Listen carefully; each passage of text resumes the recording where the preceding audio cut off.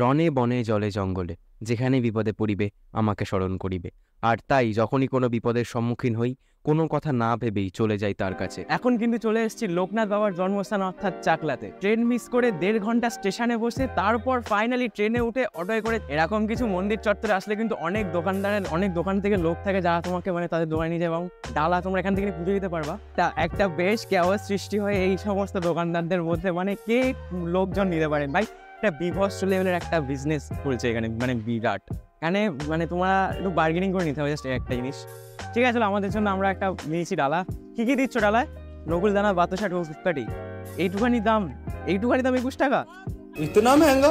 ওকে, তো ওই দোকান থেকে কিন্তু ডালা নিয়ে ওখানে জুতো রেখে দিলাম। তাছাড়া তোমরা জুতোটা কিন্তু সামনে রাখতে পারো, প্রতি জোড়া জুতো 2 টাকা করে নেবে। আর যদি হেলমেট নিয়ে আসো তখন হেলমেটটা তোমরা 5 টাকা করে রাখতে পারবে। ঠিক আছে, তো চলো এখন প্রায় 12:30টার মতো বেজে গেছে, আর 12:30টা থেকে নাকি পুজো শুরু হয়, তো পুজোটা দিয়ে আসি আগে। এইটা হচ্ছে আমাদের ডালা, 21 টাকা নিয়েছে।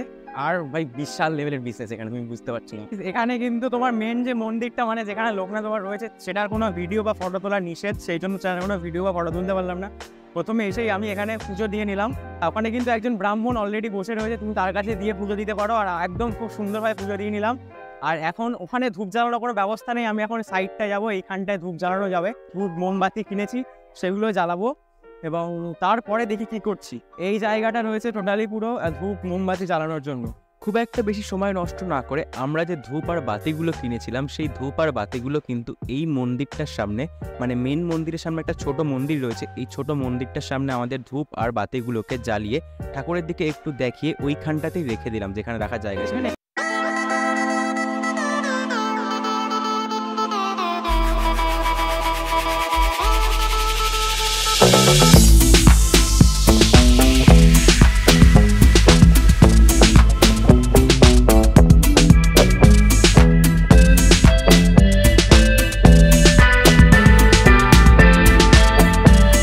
এসে কিন্তু একেবারে খুব সুন্দরভাবে পুজো দিয়ে নিয়েছি। 12টার দিকে এসেছিলাম আর এখন বেজে গেছে প্রায় 12:30, আধ ঘন্টার মধ্যে পুজো দিয়ে তারপরে বাইরেটা এসে ধূপ টুপ জ্বালিয়ে একেবারে খুব সুন্দর।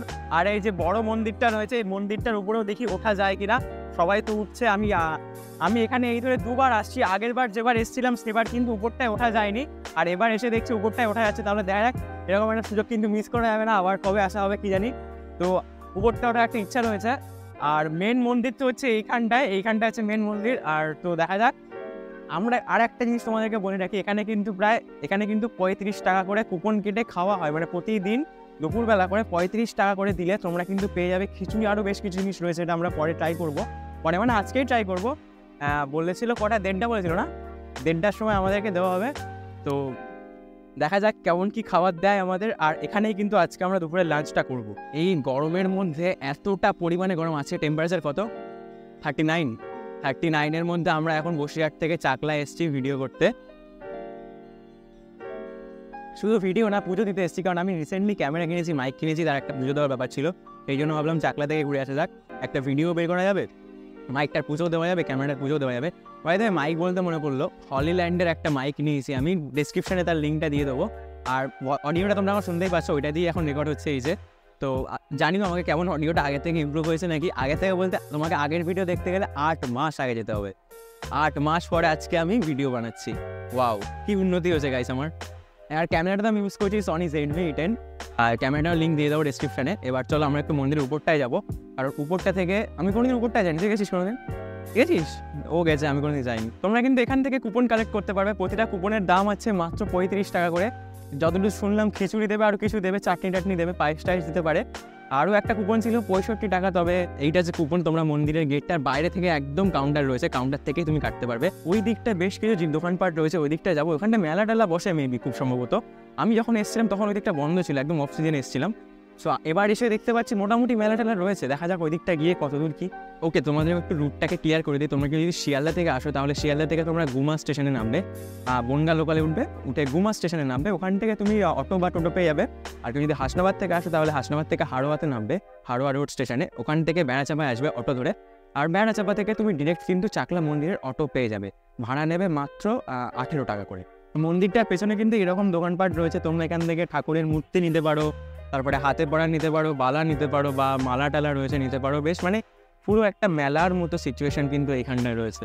গাছের তলায় বট গাছের নিচে এরা দোকান দিয়ে বসেছে। এটা বোধহয় 12 মাসই দোকান, মানে মেলায় যেমন 3-4 দিনের জন্য দোকান থাকে সেটা না, এটা হচ্ছে সারা বছরের দোকান। মানে একটু বাদে আমাদের কুপনটা দেখালে ওইখানটা থেকে খেতে দেবে। তো যেমনটা শুনলাম 1:30 থেকে কিন্তু ভোগ দেওয়া হবে, লাইন পড়বে, তো আমাদেরও লাইনে দাঁড়িয়ে খেতে হবে। আর ঠিক আছে, লাইনে দাঁড়িয়ে খেয়ে নেবো, অসুবিধা নেই। ঘড়িতে কিন্তু দেখতে দেখতে 1:30 বেজে গেল, আর 1:30 বাজার সঙ্গে সঙ্গে শুরু হয়ে গেল লাইনটা। আর আমরাও কিন্তু সবার মতো দাঁড়িয়ে পড়লাম লাইনে। এখানে যে তোমরা উনুনটা দেখতে পাচ্ছ, দুটো উনুন রয়েছে এই বড় বড়, এই একটা উনুন আর তার পাশে আরেকটা উনুন রয়েছে। এই উনুনেই কিন্তু রান্না হয় এই খিচুড়িগুলো, মানে এত বড় বড় উনুনে রান্না হয় এই খিচুড়িগুলো। আমরা কিন্তু দুটো টিকিট দেখিয়ে ভিতরে ঢুকে গেলাম, যার দাম নিয়েছিল আমাদের কাছ থেকে 35 টাকা। আর ভেতরটা কিন্তু বেশ পরিষ্কার পরিচ্ছন্ন। তুই আমাকে বললি এখানে নাকি ফ্যান ট্যান নেই, কিছু গরমে খেতে হবে। এদিকে এখানে এসি চলছে ভাই, আজব পুরো। এখানে যা সিটিং ক্যাপাসিটি রয়েছে মোটামুটি অনেকে বসে খেতে পারে, প্রায় 500-600 লোক তো আরামসে বসে খেতে পারবে। দেখেছো, তাছাড়া কিন্তু অনেকগুলো এসি চলছে। এখানে কিন্তু দেখতে পাচ্ছ সবাই আমাদের পাতা দেওয়া হচ্ছে। একদম একটা হেভি জায়গা কিন্তু নিয়েছি এখানে, একদম ফ্যানের তলায়, ফ্যানের থেকে বড় কথা এসির মধ্যে, আর লাইটও রয়েছে, বেশ দারুণ লাইটিং রয়েছে। 35 টাকায় কিন্তু আনলিমিটেড, তুমি যতটা ইচ্ছা ততটা খেতে পারবে। প্রায় 8 মাস বাদে ব্লগ করছি, আর প্রথম ব্লগটাই একটু ফুড ব্লগ টাইপের, মানে একটু ফুড রিলেটেড হয়ে যাচ্ছে।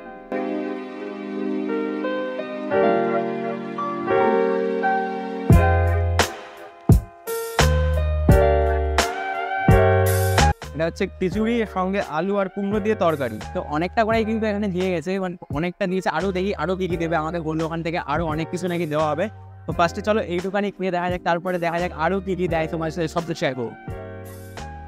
প্রসাদ নিয়ে আর কী বলবো, তবে এইটুখানি বলতে পারি এই প্রসাদটা মানে খিচুড়িটা কিন্তু বেশ ভালো লাগছে আমার কাছে। মানে চাল ডালের কোয়ান্টিটি আর ইকুয়ালিটি যেমন খুব একদম অ্যাকিউরেট। আর এখান থেকে একটুখানি এই জিনিসটা দিয়েছি রসা টাইপের, মানে আলু আর কুমড়োর রসা টাইপের। এটাকে দেখা যায় খিচুড়ির সাথে, এটাও বেশ দারুণ।